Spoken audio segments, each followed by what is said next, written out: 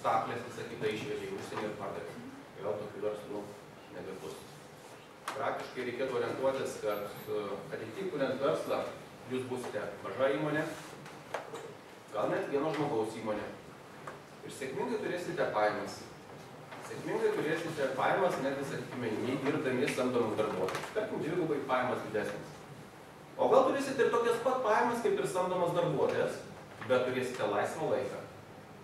Galėsite bet kada dirbti, bet kur ir kur tik tai norite.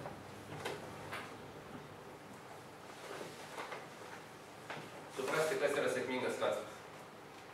Na, greitai pasakykite, kas yra sėkmingas verslas jūsų manymu? Važinės verslas.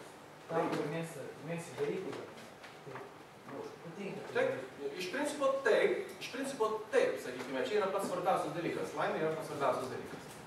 Kas dar turite kažkokią tai? Pelnas, aišku. Pelnas? Laimingas daryti.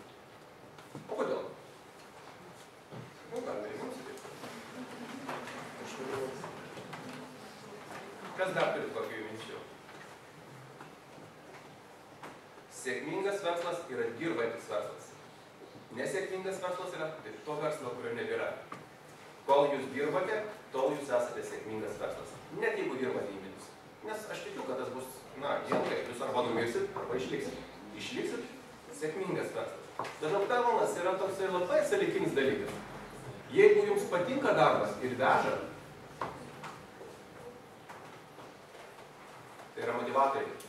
Tai yra pagrindas, kad jūsų verslas yra ir bus. Arba jis atsiras. Jeigu kažkas jūs pradės vežti, motivuoti, nesvarbu kokiai srityje ir panašiai. Šnekant ir apie IT technologijas. Aš žinau krūvą įmonių, kurios tai žino, kas yra internetas, o apyvarta yra 10 milijonų.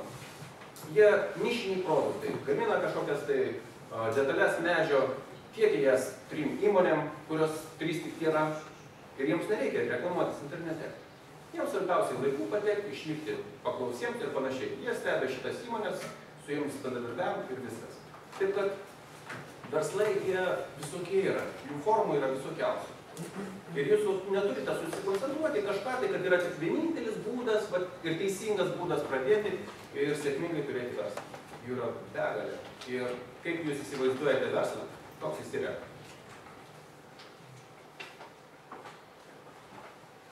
Klausimai?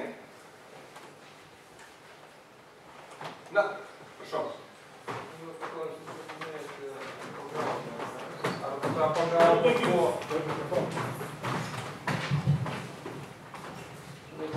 pagalba buvo mokama, ar visada kiekvienas ateit pasikonsultuoti? Ta pagalba buvo mokama, bet už ją mokėjo Klaipėdos miesto savivaldybė.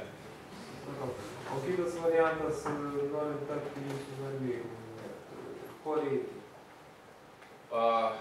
Iš principo reikia, pas mus 2 dalykai yra. Yra nario mokestis ir reikia gauti pritarimą mūsų narių. Ta prasme, kad, na, kaip pavyzdys, mes nenorėtume į savo narius priimti įmonės, kuri yra, na, prisišiukšlinusi Klaipėdos mieste.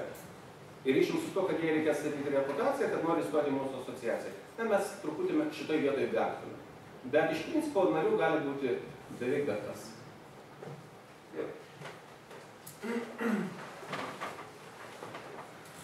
Daugiau klausimų?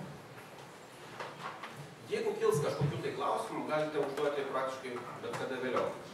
Šiuo metu dar prie kavos ar ką.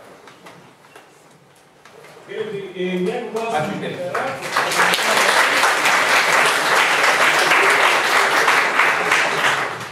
Kadangi pranešėjai buvo žiauriai įdomus, malonu buvo klausytis ir